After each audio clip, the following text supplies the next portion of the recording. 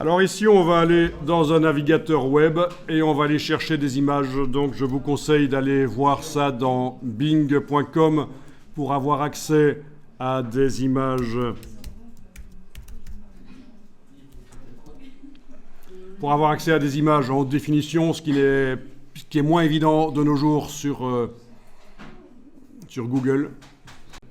Alors ici, on va aller dans un navigateur web et on va aller chercher des images. Donc je vous conseille d'aller voir ça dans bing.com pour avoir accès à des images.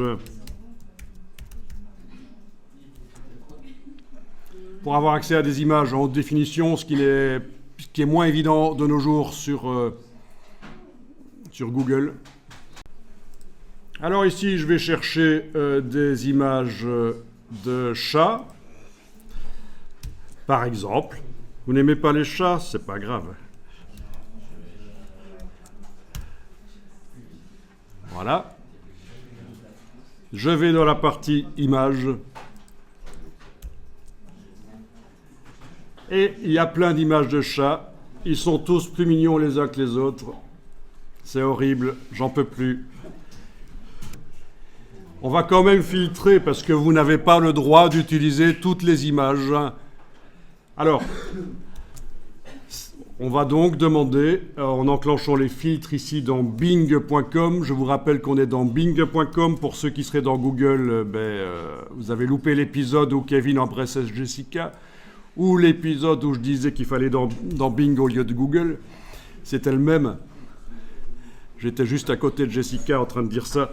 Voilà, donc ici, licence, on va indiquer domaine public, par exemple, voire même Creative Commons pourrait passer aussi, mais il faudrait un peu s'intéresser à est-ce qu'il faut indiquer le nom de l'auteur sur la publication, c'est une Creative Commons attribution, est-ce qu'on a le droit de modifier, est-ce qu'on a le droit d'en faire un travail commercial. C'est un peu plus compliqué les Creative Commons, donc voilà, domaine public. Les chats, c'est pas ça qui manque.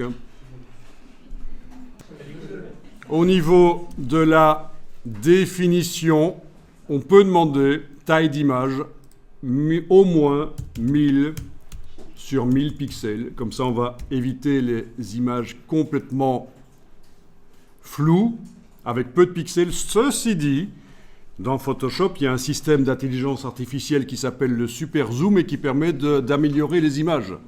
On peut multiplier les pixels de manière intelligente comme on ne le faisait pas avant. Enfin, on faisait déjà dans Photoshop de la multiplication de pixels qui faisait réapparaître du détail, mais maintenant c'est encore pire, encore mieux je veux dire. Donc 1000 pixels sur 1000, que demander de plus? Bon, j'aurais pu préciser ce que je voulais comme chat bien sûr. Hein. C'est logique, hein. On peut préciser. Mais là je ne vais pas préciser. Alors, ça, c'est une solution pour trouver des images de chats. Est-ce que vous en voyez d'autres? Dites-moi. Tu as tout à fait raison. Avec l'intelligence artificielle, notamment ici, je suis dans Midjourney. J'ai la possibilité. Tout le monde connaît? Tout le monde a déjà eu l'occasion d'essayer? Oui? Non?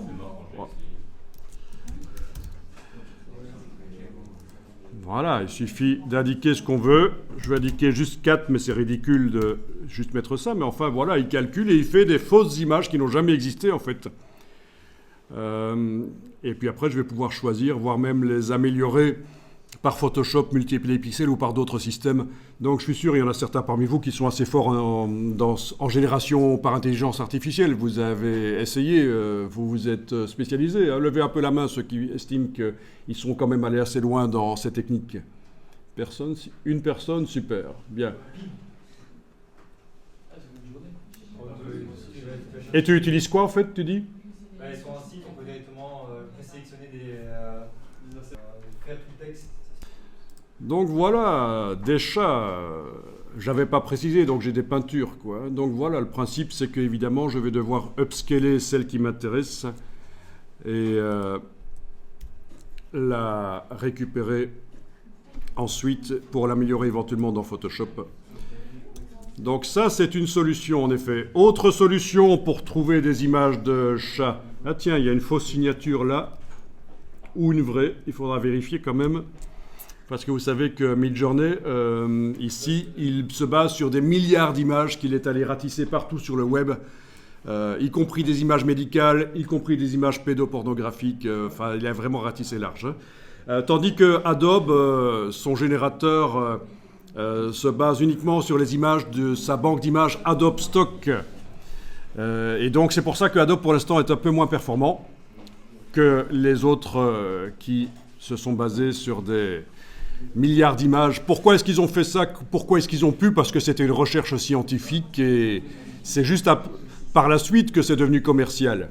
Mais au départ, c'était une recherche scientifique et donc ça, c'est la première raison pour laquelle ils ont pris beaucoup d'images sur le web, quasiment tout le web, au niveau images. Ensuite, deuxième chose qui empêche de porter plainte pour copyright, c'est qu'ils ne stockent pas les pixels des images dans leur système, ils stockent des descriptions algorithmiques des images.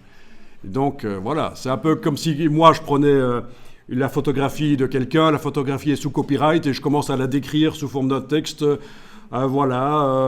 Des gens qui sont sur le quai d'une gare, la photographie est dans des tons gris, blablabla. Et puis le photographe vient m'emmerder. Oui, cette image, elle est à moi, elle est sous copyright, tu n'as pas le droit de la décrire. Donc c'est tangent. Est-ce que j'ai le droit ou pas de la décrire? Et donc c'est le principe dans les intelligences artificielles, ce sont des descriptions algorithmiques.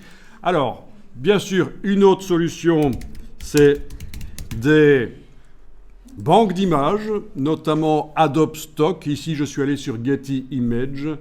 Voilà. Voyons un peu ça. Voilà, des images de chats qui sont à vendre. J'ai juste tapé 4, j'aurais pu préciser, bien entendu. Ah, c'est dégoûtant, non, pas ça. Ah non, oh non.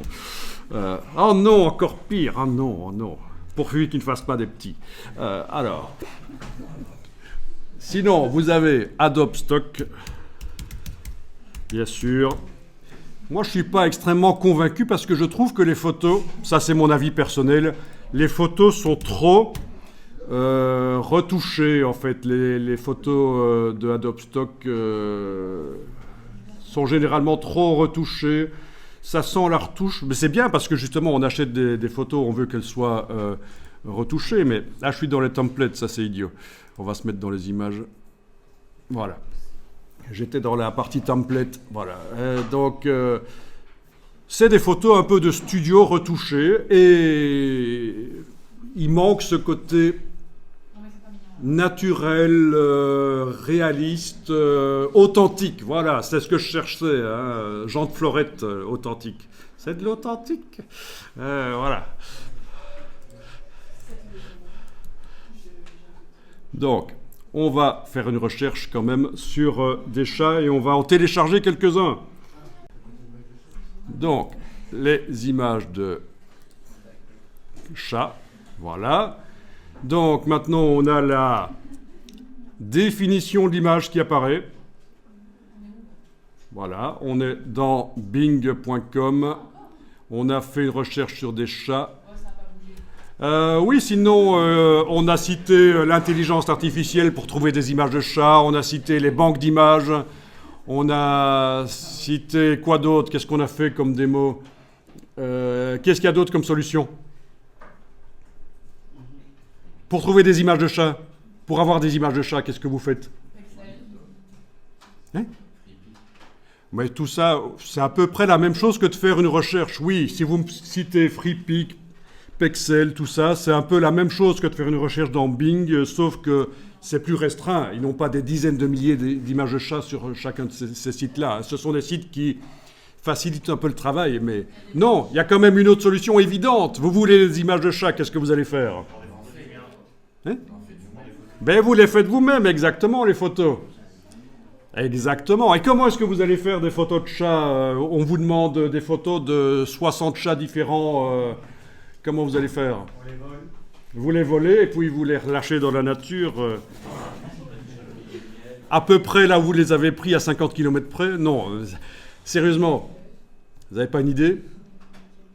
Eh bien, il y a des expositions de chats. Figurez-vous que dans les expositions de chiens, de chats, des événements avec des chevaux, tout ça, il n'y a pas que des gens qui s'intéressent aux animaux, il y a aussi des photographes qui sont en train de accumuler des images. Voilà. Donc, c'est l'occasion. Vous avez parfois 200, 300 chats au même endroit dans une exposition. Ils sont tous plus mignons les uns que les autres. Alors, voilà. Ok, donc là, on va les en prendre. Donc, ce que j'aimerais, c'est que vous preniez peut-être des chats qui sont quand même vus relativement en entier. Il y en a certains qu'on connaît, ils sont déjà dans le document. Donc essayez de cliquer sur une image. Je vous rappelle qu'une fois que vous êtes là, si vous voulez retourner au résultat, il va falloir cliquer sur la croix ici. Voilà, c'est comme ça. Ensuite, bon, une fois que vous êtes là, en principe, vous devriez aller, on ne va pas le faire ici, mais visiter le site pour vérifier quelles sont les conditions d'utilisation de l'image. Et je vous conseille même de prendre une copie d'écran des conditions, au cas où une image qui était sous copyright se serait retrouvée sur un de ces fameux sites. Vous m'avez cité Pexel et d'autres. Mais on ne sait jamais si le photographe a les droits dessus malgré tout, que c'est une erreur que cette photo se retrouvait sur ce site. Et voilà, vous aurez au moins gage de votre bonne foi en montrant que les conditions d'utilisation du site indiquaient que cette image était du domaine public, qu'on avait le droit d'utiliser comme vous voulez. Voilà. Donc quand on clique sur afficher l'image, parfois on tombe sur un site qui vous demande de vous inscrire. Parfois là, l'image s'affiche, je vous demande de faire un clic droit, enregistrer l'image sous. Et alors on va mettre ça dans un dossier. Dans le dossier ici, le dossier du document, le dossier d'assemblage dans lequel on a déjà enregistré plusieurs fois le document. Peut-être qu'on va quand même faire un nouveau dossier, on ne va pas le mettre dans le dossier links. On peut le mettre en fait un peu où on veut, parce qu'après, à la fin, on va faire un assemblage qui va rassembler tout seul. C'est InDesign qui va le faire pour l'archivage ou le transfert vers un autre document. Mais donc dans le dossier, moi je vous conseillerais dans le dossier d'assemblage dans lequel on a commencé à travailler, vous allez indiquer que vous avez des photos de chat par exemple, voilà. C'est du JPEG, ce sera toujours un format web. Donc, le JPEG, c'est un format final normalement, c'est pas un format de travail, parce qu'il y a de la compression dedans, c'est pas bon, mais je vais pas aller chercher des images de chats, les faire moi-même maintenant, il faut que j'en ai pour dans les 10 minutes qui viennent, je suis pressé. Donc, une fois que vous êtes sur la page qui montre le chat en grand, vous revenez sur la page des résultats là, c'est l'onglet d'à côté, vous fermez ce résultat là et vous allez cliquer sur d'autres et vous allez tester. Je vous en demande, on va dire qu'il en faudrait une dizaine. Mais pas ensemble, hein, des photos différentes. Alors oui, n'oubliez surtout pas de chaque fois cliquer sur « Afficher l'image ». C'est justement pour ça qu'on est dans Bing et pas dans Google. C'est parce que dans Google, cette fonction, à moins qu'on hack Google, il y a des systèmes, mais cette fonction n'existe plus puisqu'ils ont eu un procès avec Getty Images qui les empêche d'avoir ce bouton-là. Donc, voilà. Ça va être difficile, mais on ne vous demande pas qu'il soit joli ou qu'il parle néerlandais ou quoi. Hein. Vous prenez les chats qui viennent.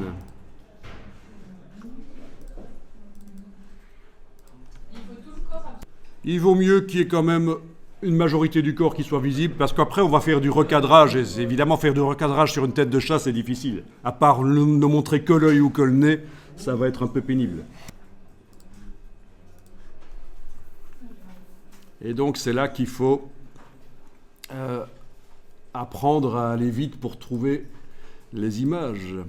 Si vous êtes du genre à être perfectionniste et à vouloir trouver la meilleure image, bonne chance. C'est quelque chose qu'il faut arrêter tout de suite d'être perfectionniste.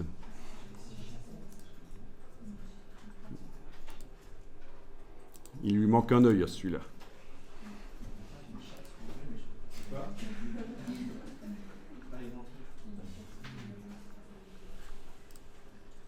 Ah oui, et alors évitez les chats sur fond blanc. Il vaut mieux qu'ils soient en décor, c'est mieux, dans leur décor. Le corps est flou. On arrive quand même à compter les poils. Non? Mais non, ça va, si le corps est flou. Ah!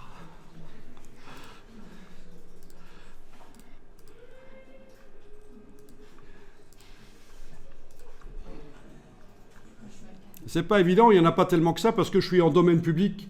C'est assez restreint finalement.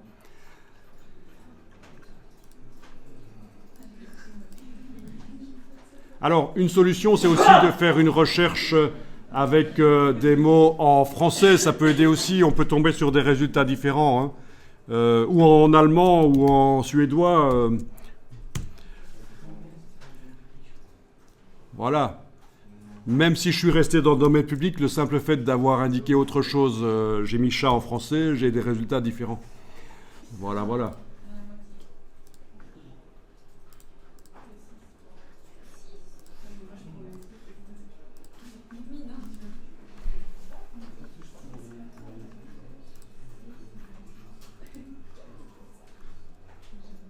Ok, voilà l'exemple d'un site où ça ne me permet pas d'afficher l'image en grand. Et donc, il faudrait que je m'inscrive et que je puisse télécharger. En fait, il se trouve que je suis inscrit, je pourrais télécharger, mais bon, je ne vais pas le faire ici. Parce que je me mets dans les conditions. Vous ne devez pas vous inscrire sur un site qui vous demande de vous inscrire. Hein, dans le cadre de la formation ici, MOLO, hein, attention au RGPD, le Règlement général de protection des données. On va éviter de vous demander de vous inscrire.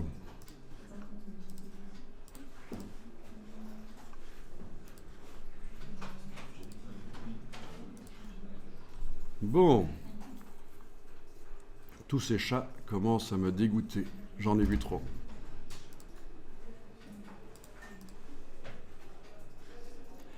Ok, là j'en ai plus que 10. De toute façon, c'est bon. Donc, dans le dossier, les voilà. Donc, je suis dans le dossier, je suis en affichage par icône pour admirer le résultat de ma recherche. Je suis en affichage par icône dans le dossier sur le Mac. J'ai le petit curseur ici qui me permet de déterminer la dimension des icônes.